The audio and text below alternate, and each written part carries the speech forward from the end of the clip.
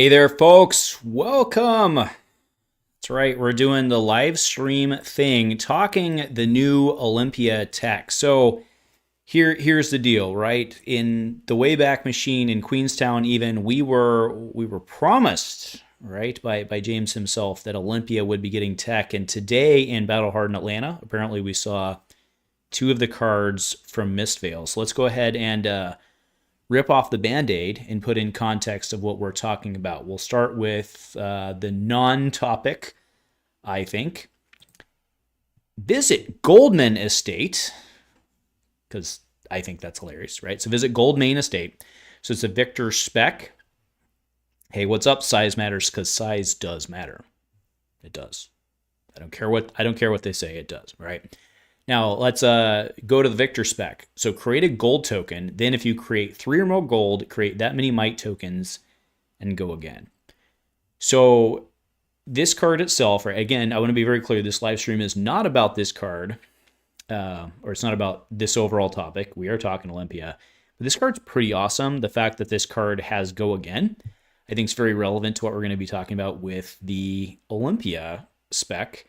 And again, if you're just tuning in, the overall theme of this evening is Olympia, how I'm slightly bummed that the card we got is what we got. And again, let me know in the comments. Let me know in the comments what you're thinking. So, hey, it's Andy from back in the bowling alley. Still rolling dice with the family. Oh, man. Destiny days. Look at that. Going live. We are not talking Destiny, unfortunately. We are drinking, of course, Pelican. Why would I not be drinking Pelican? So I think this card is pretty decent. 3 or more gold. I don't have super reps with Victor to know how often he has 3 gold on the table. The fact that your shield counts as a gold, I'm pretty sure counts for this. So you'd have to have won 2 clashes. Sorry, you'd only have had to won 1 clash, actually, in order to make this because it's a then. So I think this is pretty doable and so I think this one is good. Okay, so now let's flip that over to the topic that kind of inspired this. That's right, we're going all Riddler Man on you tonight. But so we are visiting the Golden Anvil, which apparently is a blacksmith shop in wherever. This is Olympia spec. As an additional cost to play this, destroy X gold you control. So we finally have the Olympia gold payoff, right? We were all expecting something to, hey, we've got all this gold sitting around. I mean, in Magical Dreamland, it was like, hey, destroy X gold and pump your weapon by X. That was probably, in Magical Dreamland, it would be a react, but that would be busted. But you get the concept, okay? So there's an additional cost to play this, destroy X gold you control, and equip X weapons and or equipment from your inventory. So the first take reaction to this card by the community at large, in my opinion, or at least how I perceive the community's reaction, was, holy amazeballs. Well, size matters. No, you can't. So you say you can change weapons, but no, you cannot. Because you can only equip if you have an open slot. That is a baseline rule, right? So what this does is lets you backfill his Gallia. I think I'm saying that right? His headpiece, right? The one you wager. So that one backfills in of itself.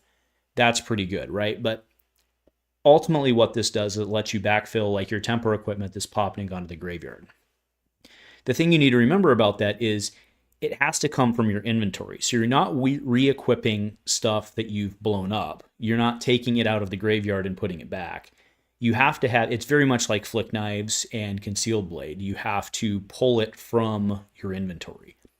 And the problem I see with this is that sideboard slots are very, very, very coveted.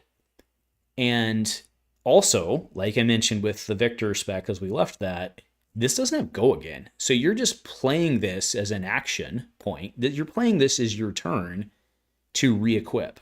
So what inherently does this indicate? Fatigue, right? Or some sort of long game plan is what this implies to me. Certainly I can acquiesce that there are combo setups and all sorts of stuff like that, right? But the fact that this doesn't have go again, the fact that you can't even swing a weapon and put pressure on, I think to me indicates that this is a fatigue type strategy. And even that in itself, I think, works against itself a little bit, because in a fatigue type strategy, don't you want to be playing like a larger deck, right? To do your Oases, your Peace of Minds, Unmovables, Steelblade Shunts, whatever you want to do in your thing. Okay. So I just don't know. And I'm just being realistic, right? And again, like I said, the initial community reception to this, at least from my perception on the Twitters and all that, was like, oh my God, combo, bah. But, if we, actually, so Pipu Max just pointed out exactly my next point. He said they stole Assassin style. We've seen the impact to our Assassins of having to dedicate so many of their sideboard slots, their loadout slots, to daggers, that it's extremely impactful, because you got to pack your null rune, otherwise you get blown out. You got to pack your main equipment. You got to pack maybe an alternative. You got to pack some poppers, and all of a sudden you don't have space. And I think this is the same thing, right? So if you're playing, let's say 1 to 2, even 1 to 2 of this card, because you probably want to play 2, like if this is a strategy that you're trying to use, you probably want to play 2 of it. You probably don't want 3, because what are you going to do? I mean, sure, it blocks 3. It's a blue. That's fine. Like, you're probably not playing 3 of it. You're probably playing 2, but then in order to do it, you're probably playing 3 to 4 minimum slots in your inventory, plus these 2 cards. That's 5 to 6 cards conservatively out of your deck. I don't know, man. It just doesn't seem good to me. And I know I acknowledge I sound super negative. I'm actually not negative on Olympia as a whole. I really like Olympia. I want him to work. And that's why I'm bummed that this is the thing. And I'm really hoping that this is not the quote unquote tech that we were promised, right, by James in Queenstown. I'm still hoping that Olympia gets an armory deck. I mean, maybe that's pie in the sky. I'm hoping he gets an armory deck and it comes with a weapon or something like that, because I don't think this is going to cut it. So let's move on to the next part here, and this is where I cannot wait for y'all's feedback. But this is what this is what I would really like Olympia to get. So size matters. Olympia is your first warrior deck. Yeah, fair enough, right? Olympia Axes is pretty, I mean, he's just a fundamentally good, but he doesn't have his own weapon. He doesn't have his own stuff, really. And, if you're playing him Decimator, it's kind of hard to use his spec. You really have to kind of take some damage to get there. So I think he needs some love, and that's been acknowledged, right? When Brian came on my cast, he acknowledged that Olympia needed some love. He was added late in. And again, we were promised that stuff would come. That's why I'm saying I hope that this particular card wasn't it. But then we have my proposal of what I think he needs, which is Olympia's busted A weapon. You gotta love my graphics. So maybe his own weapons will be in the army. Yeah, I agree. I hope that he will get his own armory deck starter. I honestly do. I think it's very possible that him and Betsy each will get their own armory starter, and we'll if they do, we'll hopefully come with weapons. I mean, we still need Betsy's log, right? Her caber or whatever, right? So that's a thing. So here's my proposal of what I think would go really well with Olympia, which is his busted A weapon. So this is essentially Romping Club, except it's triggered on wager instead of discarding a 6 or more.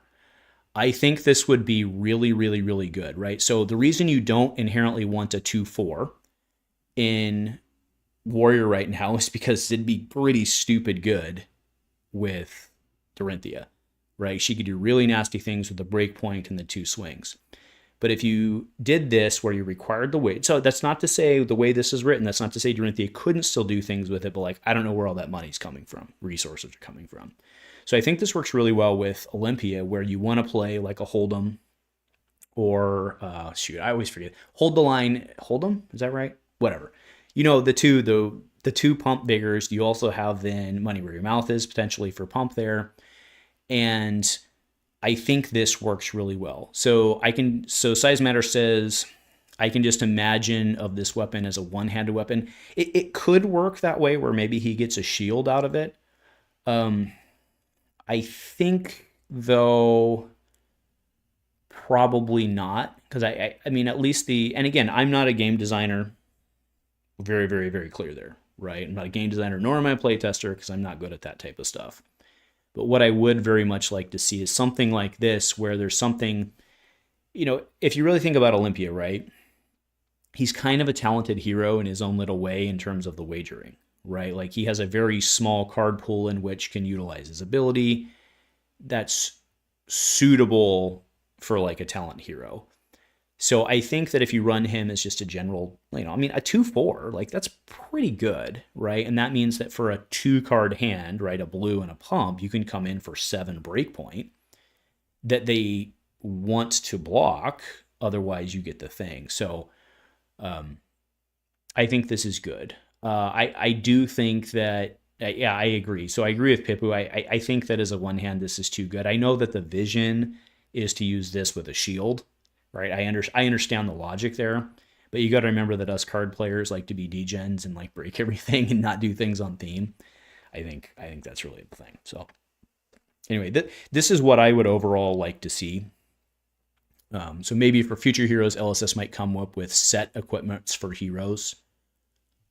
I think they kind of do that in specs, specialization equipment. We definitely saw a lot of that in heavy hitters. I do think that's the future of non-talent sets, right? There's probably you probably won't see any spec equipment, I would guess, in Mistveil, because there's really no need, right? You'll have the Mystic talent, and then you'll have, right, between talent and class, it's basically saying you're going to play with this hero because it's the only one that exists. And then, 10 years down the road in the Living Legend format, it becomes a different story. But it won't, realistically for competitive, it kind of is a self-solving problem with talents. And that's why, I do wonder. But again, there's only so much wager stuff. So as long as they don't print more wager stuff, they can keep it in control. Right? I mean, right now, functionally for Warrior, from a weapon standpoint, there's 3 cards. Hold them, hold the line. God dang it. What the heck's the name of that card? I got to go over to Fabry and look it up. I can't remember the name of the dang card. Let's hold them. Somebody help me out here. Somebody help me out here. Hold them. Edge ahead, not hold the line. Edge ahead. All right, there we got it. Edge ahead. All right, apologies. But up the ante. Well, no. Well, okay, true. Actually, that's a true statement. Actually, up the ante does. You're right. Up the ante wagers as well. That's true. So he has, but in terms of the front pumps, there's 3 of them, right? There's the generic, and then there's the 2 warrior based. Yeah. So, yeah, anyway, that's my take. I just, let's go ahead. So I've shown my piece in terms of the busted A weapon. I would really like to see this. I think, maybe not this particularly, but some concept like this where you give, it's a warrior. You want them to use a weapon. The fact that Olympia doesn't have a weapon just screams to me that it's something that probably needs to happen. But if we go back to the card here, right, and just talk, this is, I don't believe this is it, right? It's because, like, let's think about it this way, right? If let's say you are using this in a pure fatigue strategy, okay, wouldn't you almost rather use your sideboard slot to run like Oasis and Sigil than trying to re-equip stuff? Because I think what you're trying to do by functionally trying to re-equip, like, say, like Courage of Blade, like the easy one, right? Courage of Blade hold, right? It's like, okay, I just want like a go wide turn where I can swing swords all day for free. Awesome. But like, how are you doing that in a fatigue strategy? So I think what you're functionally doing with this card is re-equipping armor. But like the best armor that you can re-equip is 3, a 2, and a 1. And like, wouldn't you rather just run a Sigil in your sideboard or an Oasis in your sideboard? Right?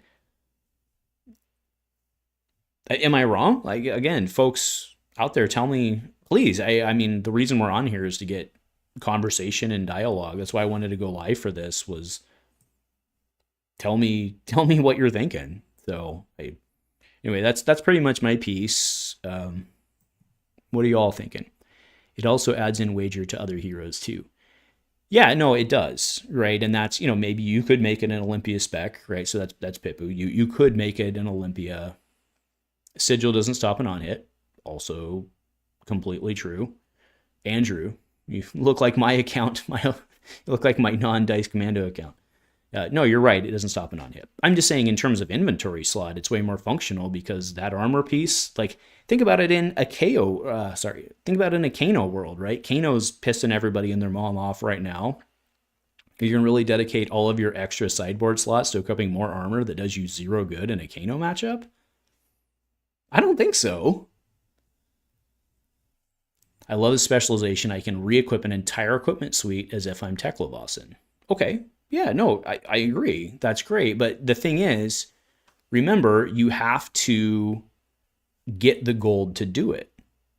So it costs you gold to do that. So you have to be aggressive to get it. And I think the two strategies inherently push against each other.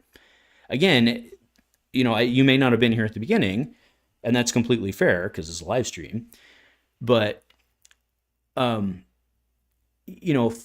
you only have so much space in your deck, and your deck can only do so many things, right? So, like, I don't know how you go aggressive, wager, get all this gold, and then pull back, waste an entire turn of not putting the pressure on to re-equip all your armor and do it again. I think you give up way too much momentum. I think you use up way too many inventory slots in order to do that. But yeah, I mean, Marcus, you have a fair point. I just want to put it in context of my argument. So let me know. Oh, hey, Billy, how's it going, man? I just want someone to have a pole arm. Yeah, I agree.